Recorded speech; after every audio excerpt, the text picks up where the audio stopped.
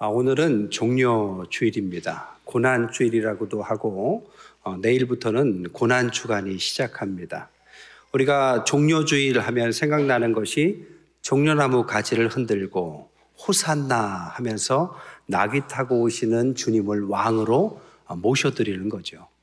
또 하나가 이 종료주일 고난주간 생각하면서 색깔의 변화가 많습니다. 사순절은 색깔이 보라색입니다. 그런데 종료주일은 보시다시피 빨간색입니다. 그리고 성금요일 십자가에 달려 돌아가실 때는 검은색입니다. 그리고 부활절에는 흰색이죠. 보통 이렇게 색깔의 변화가 많지 않은데 이 주간만큼은 색깔이 이렇게 각각 형형색색으로 변합니다. 그만큼 예수님을 향한 환호와 조롱과 멸시와 죽음과 부활이라는 큰 변화가 있는 주간이 이 종료주일 고난주간이라고 말할 수 있습니다. 이 색깔의 변화만큼이나 예수님의 심정이 얼마나 많이 변하셨겠습니까? 나귀를 타고 들어올 때는 호산나 하면서 환호했던 사람들이 돌변해서 그를 십자가에 못 박아라 하면서 죽음에까지 이르게 만드는 그 급격한 변화 속에서 예수님의 심정은 어떠셨을까요?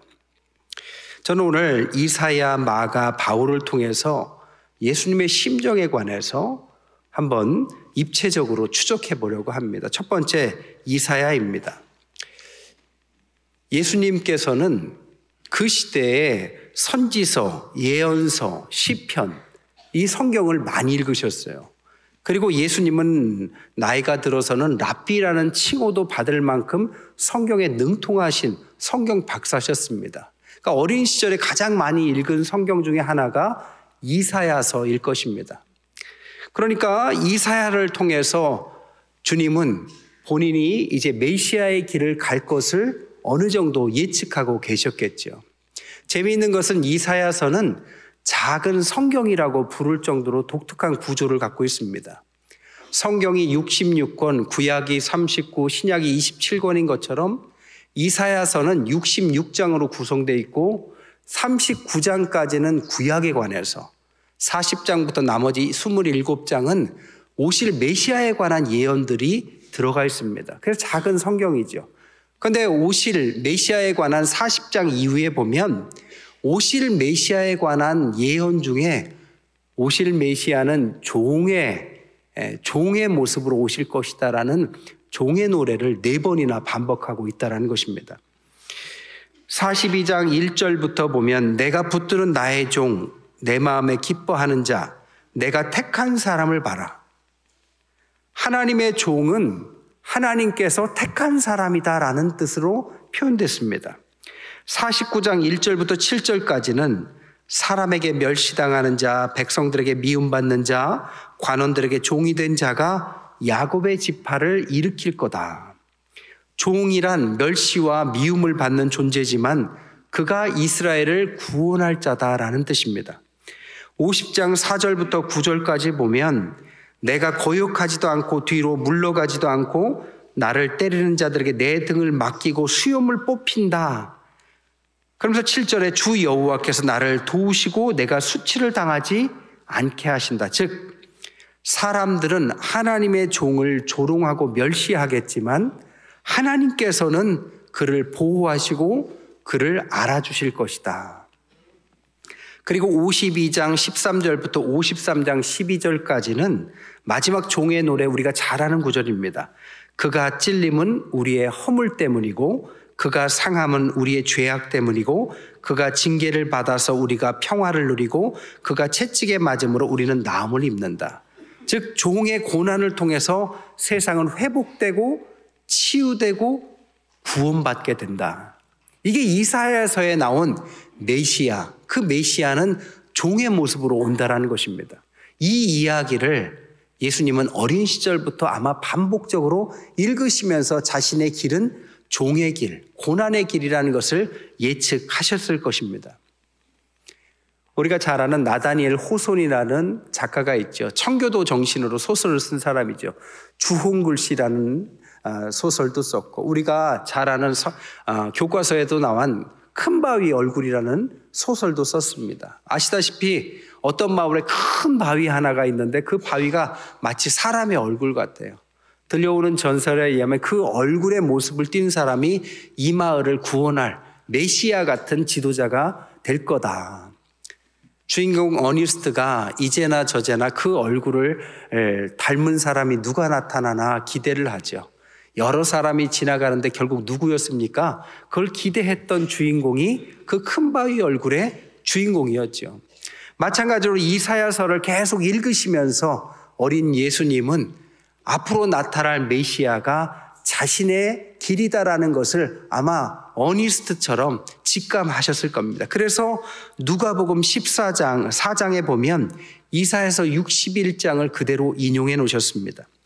주의 성령이 내게 임하셨으니 이는 가난한 자에게 복음을 전하게 하시고 내게 기름을 부으시고 나를 보내사 포로된 자에게 자유를 눈먼 자에게 다시 보게 함을 전파하며 눌린 자를 자유케 하고 주의 은혜의 해를 전파하게 하려 하심이다. 이사야서의 그 구절을 메시아로서의 입성하시면서 똑같이 예수님께서 인용하시더라는 겁니다.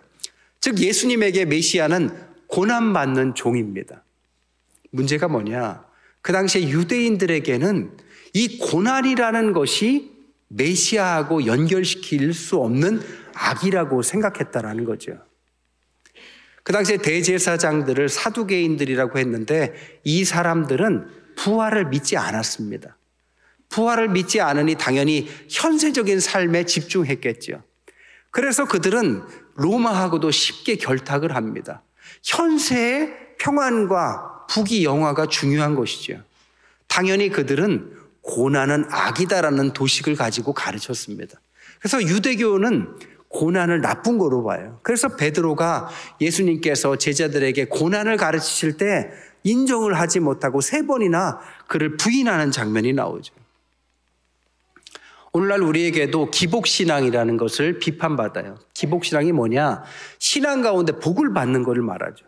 여러분, 복을 받는 게 왜 비난받을 일입니까? 문제가 뭐냐? 기복신앙은 유대인들처럼 고난에 대해서 부정적인 생각을 한다라는 거예요. 고난을 통해서 참복을 받는데 그것을 인정하지 못하고 고난은 피해야 할 것이라고만 생각을 하기 때문에 잘못된 거다라는 것입니다. 교회와 성도가 만약에 고난의 길을 멀리하고 영광의 길만 추구한다면 그것은 반쪽짜리 신자와 교회가 되기 쉽습니다. 주님의 길에는 복이 있습니다. 하지만 고난을 통과하는 것이 진정한 메시아의 길이듯 우리의 길이 되어야 되는 거죠. 예수님께서는 로마 제국과 싸워서 승리해서 왕이 되려고 하지 않으셨습니다.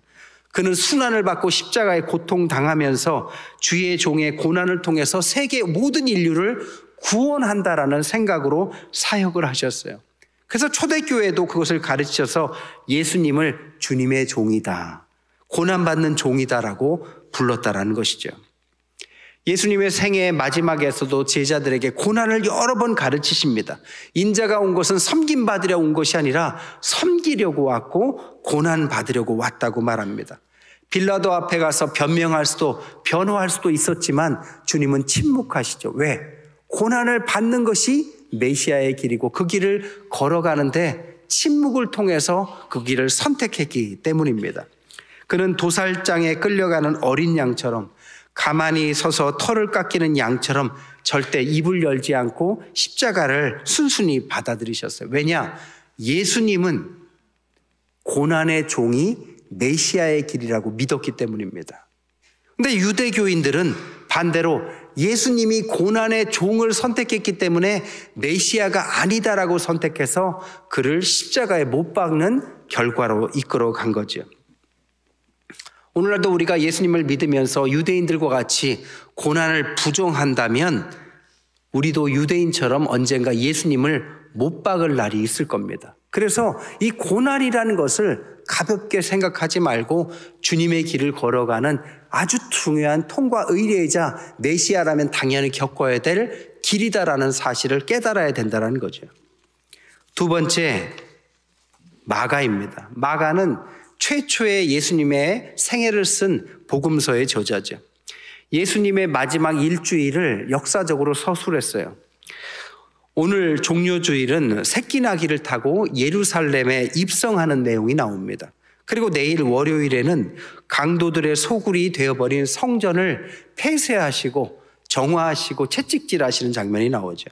화요일에는 날이 선 질문과 사악한 음모들이 난무하지만 예수님이 다 조목조목 반박하십니다. 그리고 수요일에는 대제사장들과 율법학자들이 이 음모를 일으키고 그리고 고난을 인정하지 못했던 가룟 유다는 바로 거기에 가담을 해서 음모를 가지고 예수님을 잡아 죽일 계획을 세웁니다. 그리고 목요일에 예수님은 마지막으로 제자들과 마지막 만찬을 하고 겟셋마네 산에 가셔서 기도를 하시죠. 그때 제자들은요, 같이 기도해달라고 그렇게 부탁을 하는데 같이 기도하지 않고 잠을 잡니다. 왜 잠들었을까요? 관심이 없기 때문이죠. 주일에 오셔서 조는 분들은 설교에 관심이 없는 분들이에요. 그러면 잠이 옵니다. 제자들도 고난의 길을 가는 주님을 받아들일 수가 없기 때문에 무관심했던 거죠. 그래서 잠이 들어버립니다. 그래서 금요일에 십자가를 지고 가는 주님 앞에 아무도 남지 않습니다. 고난의 길은 이렇게 힘이 들 뿐 아니라 외로운 길이었습니다.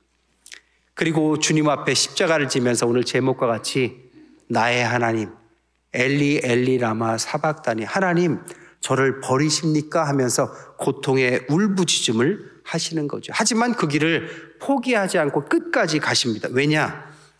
고난의 길이, 종의 길이 메시아의 길이고 그 길을 통해서만 사람들을 구원할 수 있다라는 그 믿음을 갖고 있었기 때문에 순종하신 것입니다. 아무도 믿어주지 않지만 하나님만 바라보면서 걸어가는 길, 얼마나 힘드셨을까요?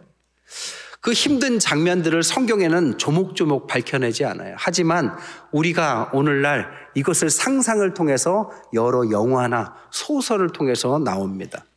예수님의 마지막 일주일단은 영화들이 많이 있어요. 대표적으로 1961년 니콜라스 레이가 만든 왕중왕, 킹 오브 킹스라는 영화가 있습니다. 거기는 주인공이 혁명가 바라바예요. 예수님하고 함께 누구를 살릴 거냐 했던 그 바라바. 이 바라바가 혁명을 꿈꾸면서 예수님께서 십자가의 길이 아니라 왕의 길을 갈 거를 기대하죠. 그런데 그는 고난을 선택합니다. 그러면서 그의 시선으로 예수님의 길을 조명한 내용이 왕중왕이라는 유명한 영화죠.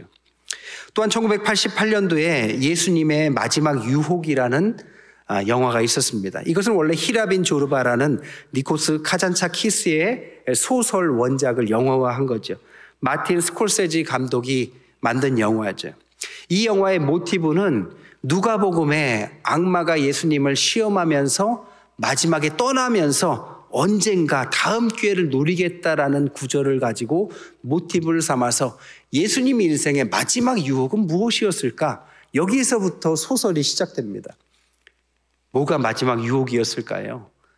예수님께서 마지막에 십자가의 길을 걸어가는데 그 길을 가지 않을 유혹. 이게 그 책의, 그 영화의 마지막 유혹이었습니다. 그래서 그 영화 소설에서는 그 길을 걷지 않고 막달라 마리아와 살림을 차리는 예수님이 나와요. 이것 때문에 불경하다고 아주 극장이 불이 나고 난리가 났었죠. 어쨌든 그러면서 그 소시민의 길을 걸어갔다가 다시 그 길은 아니다라고 돌이키는 장면으로 끝을 맺습니다. 그러니까 이 마지막 고난의 길이라는 게 얼마나 외롭고 힘들었을까, 유혹을 받을 만하다라는 것입니다. 또한 2004년에 패션 오브 크라이스트라는 영화가 있었습니다. 멜 깁슨, 카톨릭 신자답게 고난받는 예수님을 12시간을 영화에 담습니다. 잔인한 그 채찍질, 살과 피가 튀면서 죽음으로 점점 저물어가는 예수님의 그 고통에 집중한 영화죠. 보는 사람의 마음에 심금을 울리면서 차마 눈을 뜨고 볼 수 없을 만한 잔인한 장면들로 가득 차 있습니다. 그렇게 예수님은 고난을 받으셨다라는 거죠. 또 하나 1973년도에 지저스 크라이스트 슈퍼스타라는 뮤지컬이 있었습니다. 오늘날도 많이 상영이 되죠. 팀 라이스 작사, 앤드류 로이드 웨버의 작곡인 뮤지컬. 근데 이 뮤지컬은 락 뮤지컬입니다.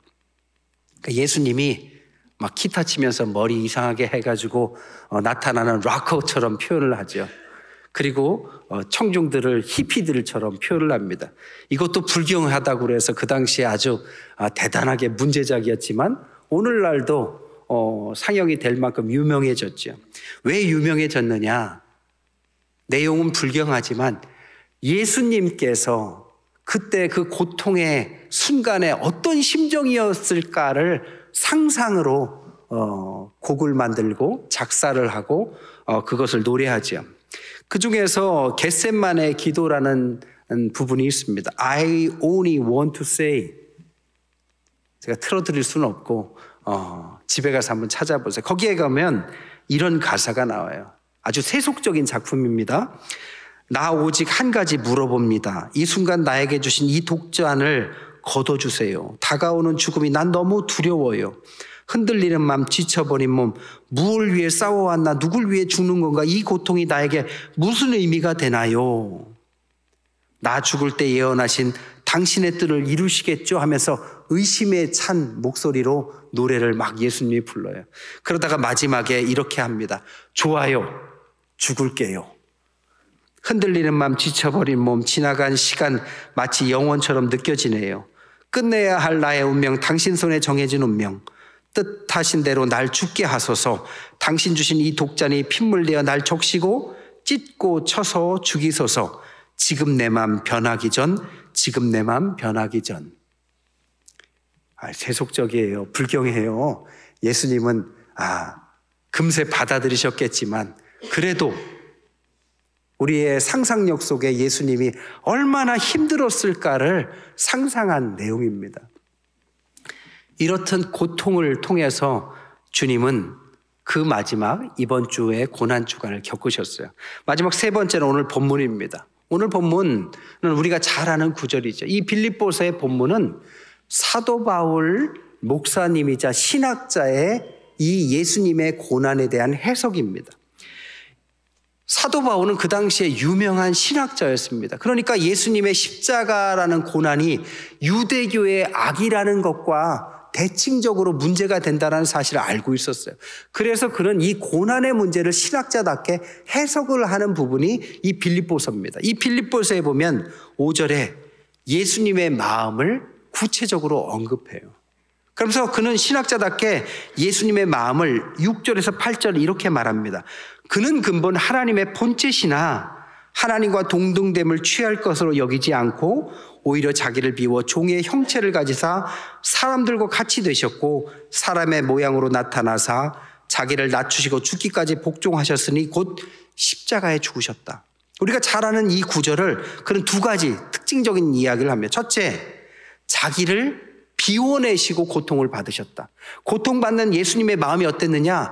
자기를 비워내셨다. 케노라는 단어를 썼다라는 겁니다. 이 케노라는 단어는 휴지통을 완전히 비워버리다는 뜻입니다. 청소할 때 휴지통 꽉 차면 털탈 털어버리듯이, 그리고 컴퓨터에 남은 무슨 삭제한 것들을 휴지통 비우기 하듯이 깨끗이 비워버리셨다. 고통받을 때 주님은 마음으로 주님께 완전히 맡기시고 세상의 모든 걱정과 근심, 두려움, 의심도 다 털어버리셨다. 그런데 또 하나가 중요한데 6절, 하나님의 본체와 7절, 종의 형체라는 단어를 똑같이 썼다라는 겁니다. 즉 본체와 형체를 모르페라는 단어를 썼는데 하나님의 본체가 종의 형체였다. 같은 뜻이다. 그게 무슨 뜻이냐? 마음으로 완전히 비우고 고난을 선택하고 십자가에 달려 죽으신 그 순간 다 비우신 주님, 그 종의 형체가 하나님의 본체로 변하는 역사가 일어났다. 바꿔 말하면 하나님 앞에서 인간의 몸을 입고 오신 주님, 종의 모습을 입고 오셔서 십자가를 달게 받으셨을 때 그 순간 하나님으로서의 신으로서의 완성을 이루셨다는 뜻입니다. 그러니까 고난받는 것은 단지 어려운 것들을 통과한다는 의미를 넘어서 하나님을 하나님 되게 완성하신 이 완성의 비밀이 고난에 있었다. 그래서 주님은 그것을 받아들이셨다는 뜻입니다. 이게 왜 중요할까요? 바로 우리 인생이 그렇기 때문이죠. 우리가 고난을 받습니다. 주님을 따라가는 사람들에게는 이 고난은 피해야 될 악마는 아닙니다. 고난을 통해서 하나님의 완성을 이루신 주님처럼 우리도 고난을 통해서 주님의 자녀의 완성을 이루게 되는 것입니다. 이게 고난의 비밀이죠. 오늘은 세례를 받습니다. 세례를 받는다라는 것은 사실 물을 통과해서 죽고 다시 태어난다는 뜻이에요. 과거에 나는 죽습니다.